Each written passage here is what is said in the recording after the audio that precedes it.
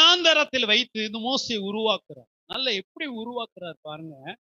இந்த மோசே எகிப்துல இருந்தபோது இந்த மோசேக்குள்ள பெருமை இருக்கு. என்ன பெருமை அப்படின்னா, நான் பார்வோனுடைய குமாரத்தின் மகன், இந்த தேசத்தினுடைய இளவரசன், நான் சொன்னா எல்லாம் நடக்கும்.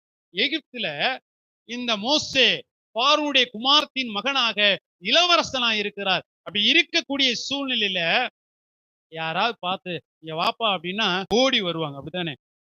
ஐயா சொல்லுங்க என்ன செய்யணும் அப்படின்னு. எகிப்துல இருந்தபோது மோசேயுடைய கரத்துல பட்டயம் இருந்துச்சு. அவர் நினைச்சா யார வேணாலும் வெட்டி போடலாம், யார வேணாலும் கொலை செய்யலாம், என்ன வேணாலும் செய்யலாம், என்ன வேணாலும்.